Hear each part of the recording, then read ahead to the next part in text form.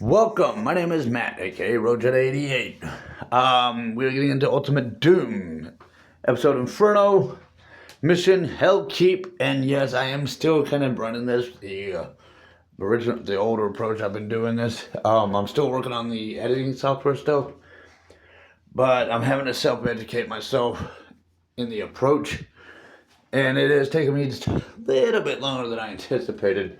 I am making progress with it, but I'm having some lagging issues. So, as soon as I can get that, some of the glitches I'm having figured out, I hopefully should be moving along in that direction.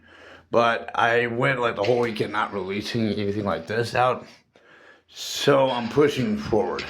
As you saw, we started off in a pit. I hit the switch, came up.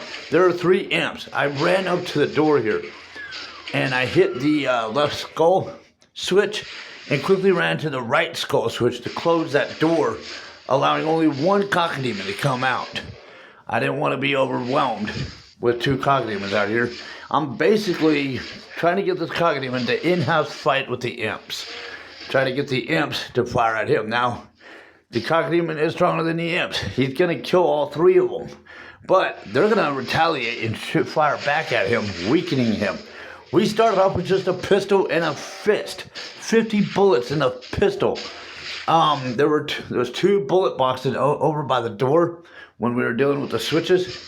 So yeah, I went up to 150. But from this episode on to the next the 4th episode, we're gonna want to work on rationing ammunition. We're also gonna want to work on direct hit kills, if possible, especially within the first couple of missions of each of the episodes. It really becomes a thing to have to really strive to work on to try to exact your hits a little better. So it's 50 bullets direct hits on a cockademon. 6 shotgun shells direct hits on a cockademon. And it's like several punches without the berserk pack. I forget the exact count, but it was quite a bit last I counted. So once we get through, we're going to go through the building, come out the other side, and I am showing an example of progress save at that point. And this is probably something I'm going to push a little bit more in the next 2 episodes, is progress save concepts. So that walk path dropped. There is a way back up, but you risk getting hurt. So you kind of want to make that run within your first run, because when those ledges drop, or the path drops, it's not coming back up. You will have lost it. So you come in here, take out the imps, and as I pointed out, learning to ration ammunition, your shotgun shells are stronger than the bullets. These imps are minor in comparison to, say, the cockademon. So I'm kind of addressing them a little differently, but here well, maybe not so much, but I could have, I should have. But just like we did with the first cockademon, we could have done the same here. Let the imps have an in-house fight with this cockademon. Kind of a tricky, smaller spacing to do it. Try to challenge that but that way it helps you save your ammunition on guys that can kill each other off for you. Now here, I'm doing a progress save, and I'm going to go to fist. We're going into a hall lined up with pinkies. Now, they attack by charging at you, right? So what's the point of wasting ammunition when you can just punch at them? Now, the idea is to lunge forward with the punch, back up a little bit, because they will turn around and try to bite you. Take advantage of the hall system, funneling them into you, as opposed to them, the risk of them flanking at you. You can actually take advantage of this. We don't have berserk pack, no. But we can still punch at them, saving our ammunition. And for those who really struggle at this, if you got to do a progress save in between each pinky, do it. Because this is ultra violence difficulty. Some people struggle with coordination. So this is a good way to kind of get that practice in. But you can also do it with progress saves in between each pinky that you kill. That way you don't lose so much progress. I mean, look at how many punches I'm having to lunge into them. And this is without the Berserk pack. So,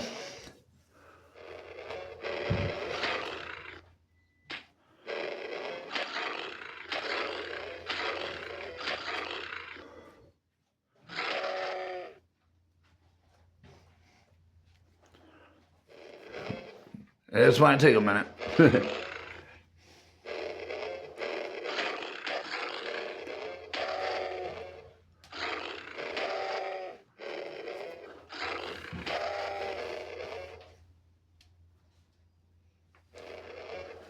we got 2 more. I'm going to do another progress save.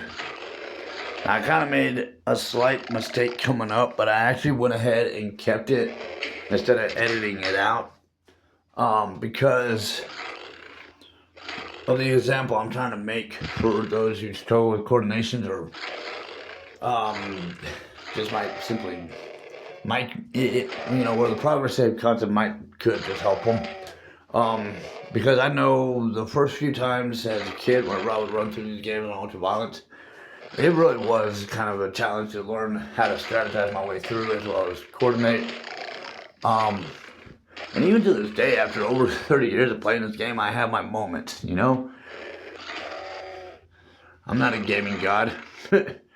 I'm a gamer, but I'm not a god at it. I'm not perfect. I have my moments. So, we got the last one down. I should have done a progress save right here, and you're about to see why progress saves can be helpful for those who, get caught up in the heat of the moment, feeling confident, which is great, but sometimes that confidence can lead to overcompensating. And when you overcompensate, you risk that right there. I thought I was, flaked over enough to the right to avoid that last blast, and it actually still hit me. And because I didn't do progress save since the second to the last pinky, I got stuck. Having to be this far backed up. Having to work my way back to where I was nearly at the exit. We were just at the exit with those imps. So it's like, oh my gosh. Luckily, I didn't have to be sent all the way back to the beginning of the mission. Okay, I mean, that's helpful. But, I mean, it could have been worse. Or it could have been even more worse. Like we're in a much later mission that has gotten so much harder because that's how far into the game we are now. We're in the last half of the game.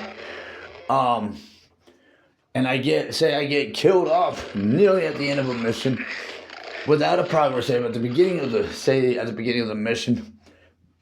I'm suddenly, being spawned back to the beginning of the mission with just my fist and pistol going up against, a room full of bear of hells. I mean, good luck with that. So, progress saves do hold merits. Especially for those who might have their moment, like me. I'm not exactly blonde, but I definitely had a blonde moment.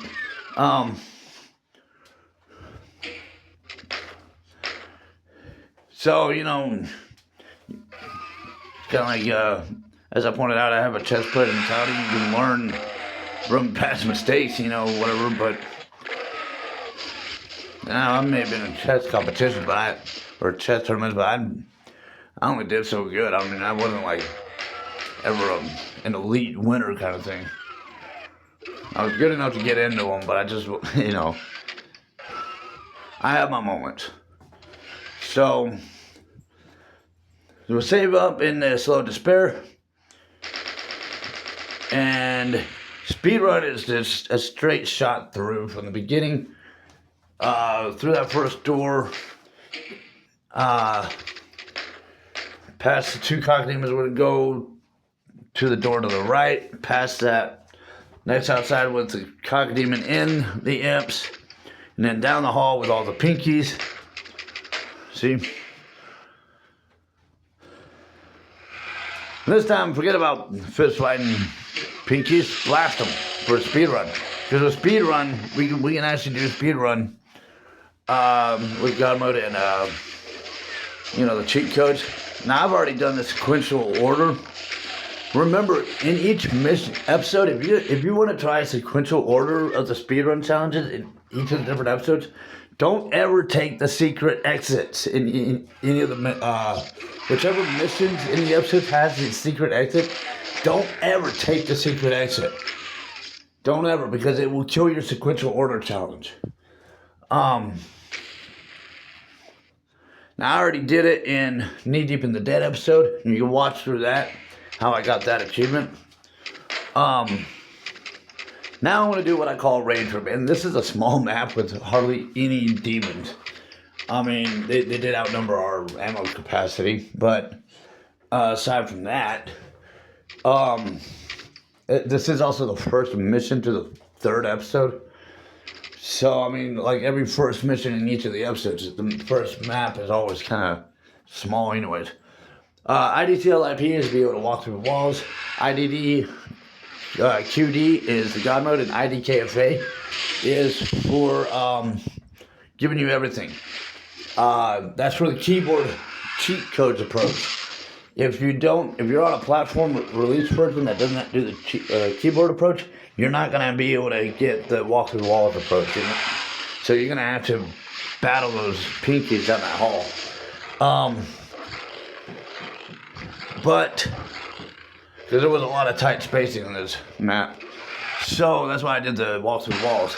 But the idea of Rage Room, what I call Rage Room, as a kid, it was just a simple screw around. It wasn't meant to be taken serious. It was out of my own personal immature amusement, But as I've gotten older, it does actually serve a side therapeutic purpose for whenever I just have that pent up rage, energy, whatever, with my PTSD or whatever, and I just need to get that steam out, Instead of taking that out on myself or out on my wife or someone I care about, I take it out on these punching bags. These are the nerds punching bags right here. Along with Birthday Grunts and Halo, there's various different games you can actually pull something like this off, similar to this off. But I wake everybody in the house up, then I go back to the beginning of the mission, and then I go through and join in on the rage while they've already been shuffled in-house fighting with each other. So that is Ultimate Doom, episode Inferno, mission Hell Keep, 100% and speedrun and just a screw around of the map, as well as showing of the cheat codes and stuff like that. But that is Ultimate Doom, Inferno, Hell Keep. Subscribe to the channel, like the videos, comments, questions, suggestions down below. I will continue to work on the editing software stuff. I thought I would have it be able to take that approach by the end of this last weekend. I'm not giving up, okay? I'm having to teach. I went over 15 years of not doing anything like that, and of course, technology changes a lot in over 15 years. I mean, it changes a lot just even within 5 years. So, I have bases to start off with just from what I grew up with. My dad, worked for a Hewlett Packard and stuff like that. He definitely passed stuff on to me. So it's not that I'm